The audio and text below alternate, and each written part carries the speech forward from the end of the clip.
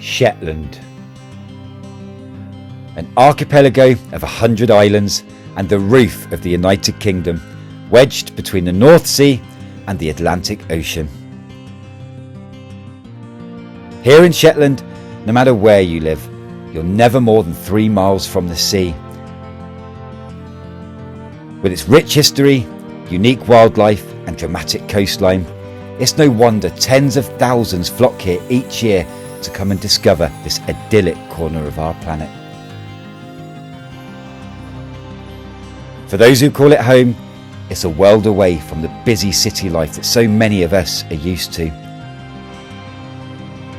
Shetland is a haven for walkers, wildlife lovers, and a playground for those who love to adventure. I have my own history here with Shetland, and if there's one thing that stands out above all, is that it's absolutely beautiful.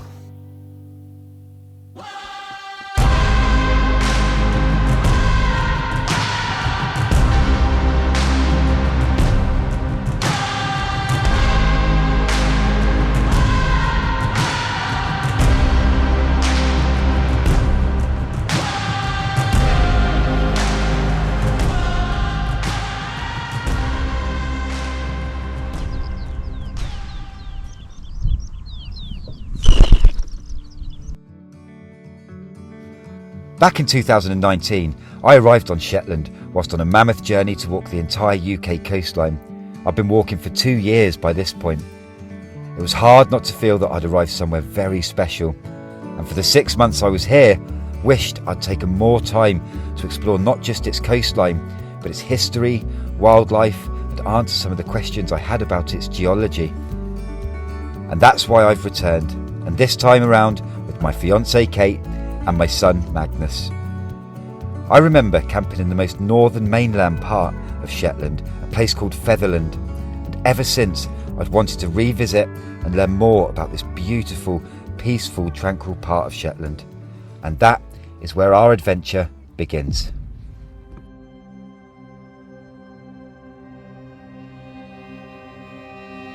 Fetherland is a place that when I come here, if only for a few hours, makes me feel distant from the modern world that we live in.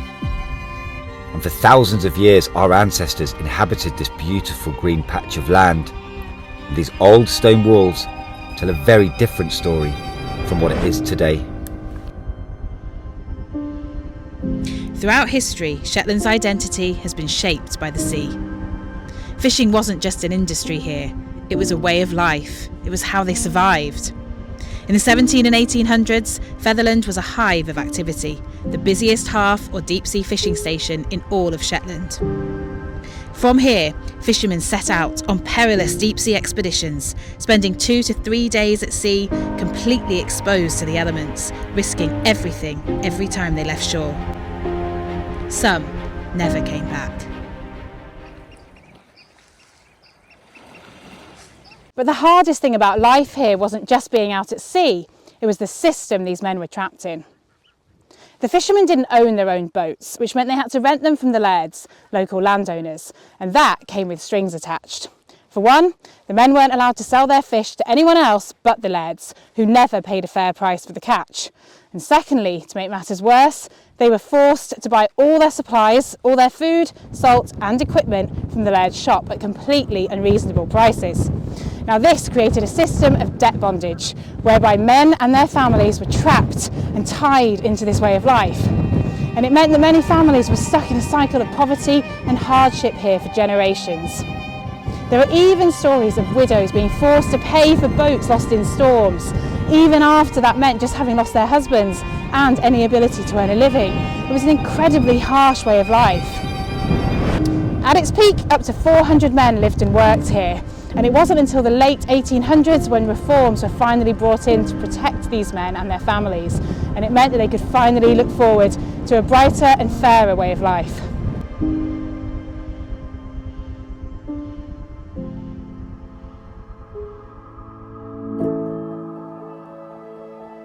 Tonight we're staying in a bod in Hamnavoe on the northwest coast of Shetland, and being June, it's still light at 11 o'clock, so getting Magnus to bed wasn't the easiest of tasks. But he's finally gone down and Kate's decided to join him. So I've taken the opportunity to get a fire on and read more about where we're staying tonight. Of all of the fires that I've had in my lifetime, and believe me, there's been a fair few, a good old peat fire tops all of them. I just love the smell and the heat. It really does bring back a lot of memories. One of my favourite things about walking the UK coastline, certainly up here in the Scottish section, on mainland Scotland and the islands, was coming across a good old Scottish bothy, or as a bod, as they call them up here in Shetland. And it's really, really rare to come across a bothy or a bod where you get to find out so much of the history about it. And where I am at the moment is a bod called Johnny Notion's bod. And he, to Shetlanders, has been for the last 300 years a local hero. John Williamson, or Johnny Notion as he's known now, got his nickname from his ideas and his notions. But his name lasted through the ages because of his groundbreaking work on a disease that we now know as smallpox. Using peat smoke, Johnny discovered that if you dry smallpox matter, mixed it with camphor as a preservative, and buried it for 7 to 8 years, it weakened the disease. Patients no longer suffered the side effects of previous ideas, such as blindness and often death. His discovery was never a cure, but more of a shield to protect against the disease.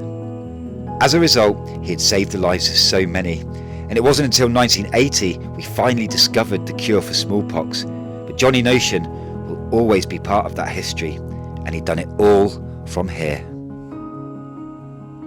And from the mid-1770s, Johnny Notion would walk around Shetland inoculating hundreds and hundreds of people, and it's said that none of his patients have died. Now you think, between then and now, how many hundreds of thousands of people owe their existence to this wonderful man. I believe the word hero gets thrown around too loosely this day and age, but Johnny Notion definitely earned that title.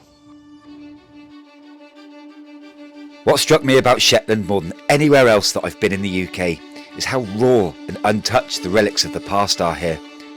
From Iron Age brocks, Viking longhouses, chambered cairns and even 4,000-year-old farm walls. No matter where you go here, the past shapes its landscapes. It's just there, untouched and exactly how it was. Folk stories, the dialect and even the music all adds to the mystery and the charm of these islands' history. And the best part is there's enough space and peace to just take yourself back in time, let your mind wander and imagine as you please.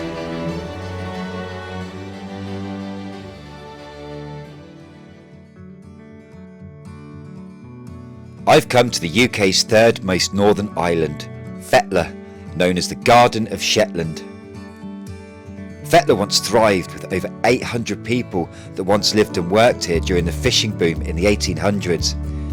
But now only 54 people live and work on this remote island, and one of them is an old friend of mine who helped me when I was walking the UK coastline.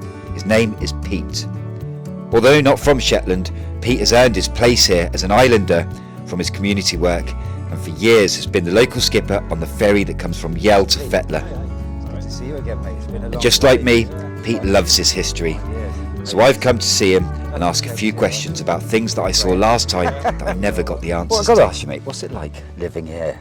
You know, coming from where you lived before, because you're obviously from further down south, to somewhere that's just so remote. Well, for me, I don't find this remote at all.